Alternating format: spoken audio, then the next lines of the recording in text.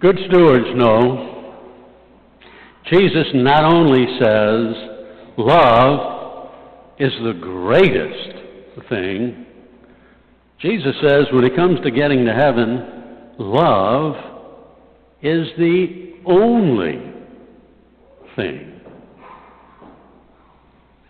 In our gospel passage today, Jesus gives us the great commandment. The great commandment. Love God above all things. Love your neighbor as yourself. And then at the end of the gospel passage, Jesus says everything else rests on that. The commandments, the Beatitudes, all the rest of that wonderful stuff, all are beneath. They rest on the great commandment, the commandment of love.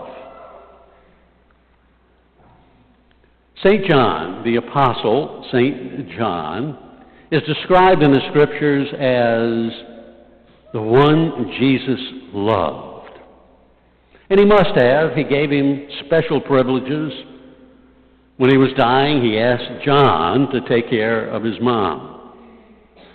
And John was the only one of the apostles not to be martyred. He lived to be an old man. And as the story goes, as an old man, John has disciples at his feet. And he's teaching them. And one of the disciples asked, John, isn't there anything else that you can talk about but love? John paused and thought about it and then said, no, there isn't. Love is all there is. And that's what Jesus teaches us. Love is all there is. So I'm back to try to get each of you to come up with your definition of love. Love is everything. It's the only thing God is going to ask us when we get to the pearly gates is, did we love? And we don't want to do it accidentally, just slip into it.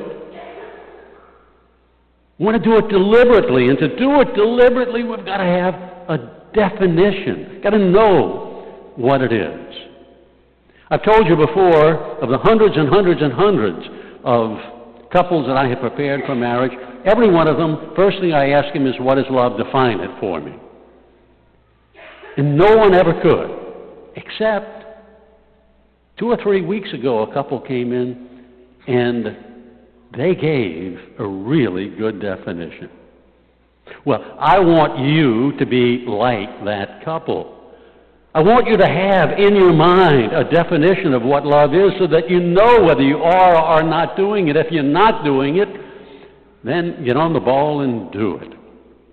So I remind you of Khakis and my definition of love. Just 3 words. You can't forget it. If you want something else, great, but keep it fewer than 10 words, because if it's long, you're not going to remember it. Khakis and Mike's definition of love is feelings. That's God's starter kit. But we all know the feelings never last. They always come down. The second word in our definition is a one-word synopsis of the Old Testament, commitment. Read the Old Testament. God the Father is teaching us. He remains committed to the ancient Jews, even though they continually ignore him in what he asks. And then the third and the most important piece of love is sacrifice. Feelings, commitment, sacrifice. It's why he died on a cross. To teach, he didn't need to do that. I keep telling you, he didn't need to do that. He could have snapped his fingers or sneezed or whatever and forgiven us our sins. Every act of God has infinite value. But he did it that way, to teach us that the heart of love is my willingness to sacrifice me for you, even when I don't have to and you don't deserve it. Okay, so we have a definition of love: feelings, commitment, sacrifice. Now we've got to live it. And I'm going to trot out one of my favorite khaki stories. This was toward the end of her life. She was in great pain pretty constantly at that point, and friends asked us to come to their daughter's wedding. And I told Khaki, you don't have the energy? Let's not do it. We'll send them a nice gift. We'll send them a nice card. Well, I never could talk Khaki out of much. So she said, let's at least go to the reception. We'll go in, we'll make a face call, we'll tell the couple congratulations, and then we'll leave. We were living in Nashville at the time, and Nashville's a very hilly city, and the country club where the reception was on top of a hill, and I wasn't thinking very well, kind of a common practice of mine. I should have taken the car and dropped Khaki off at the front door, because we got there late and the parking lot was filled and the only remaining spots were way out. And again, it was hilly. But I didn't. Parked way out. Got Khaki out of the car, put my arm around her, and she took 2 steps and then went. She was exhausted from 2 steps. So she paused and got her energy. And then took 2 more steps and again went.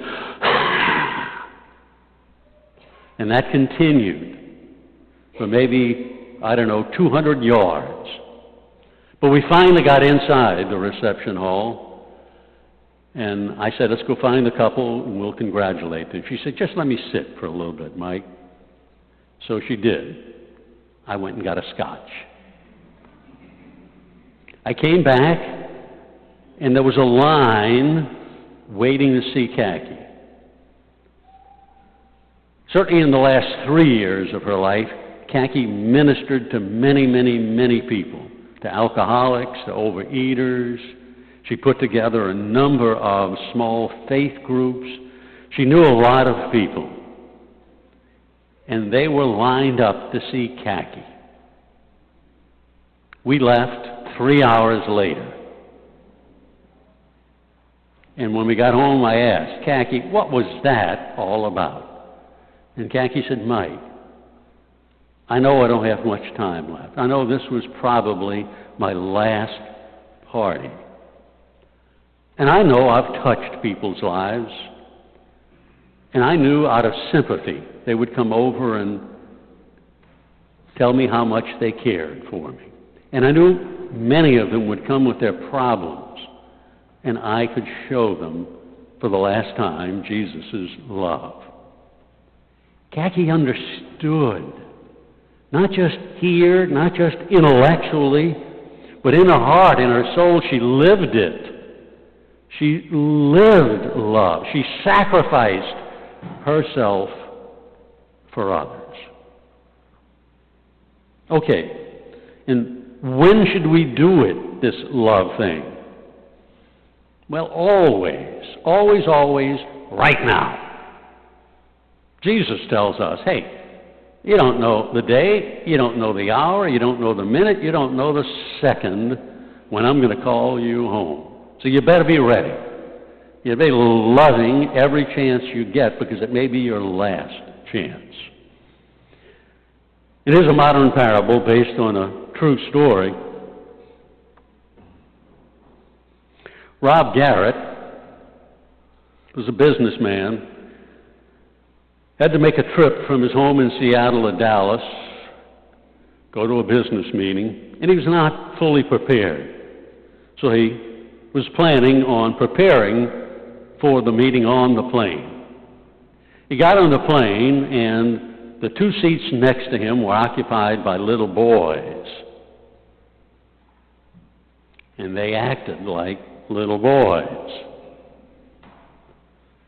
And Rob was thinking, oh, this is going to be terrible. I got to tell these kids to shut up, because I'll never get anything done. But Rob, a good Catholic, had this thought go through his mind. You know, this plane could go down before we get to Dallas. This could be my last couple of hours on earth. I'd better live the great commandment. So he took out the travel magazine out of the seat pocket, and he showed the two boys their route. And then he broke the route into 15-minute segments. And every 15 minutes he would say, look at it, look where we are now. And the boys were enthralled. And then he showed them a piece of the travel magazine that talked about the plane, and he talked about the plane, about all of its magnificent features. And when they finally landed in Dallas, when they got off the plane and back on the concourse, the two little boys ran up to him and hugged him and said, "Thank you, mister. Thank you, that was really nice." And Rob said, "You know, where's your dad?" And the two little boys said, "That's why we were in Seattle. My dad died. We buried him this morning." When is the time to love? Always right now, because we don't know when God is going to take us, and we never know when our love will touch someone's life in an extraordinarily special way. My sisters and brothers, we are all called to be good stewards.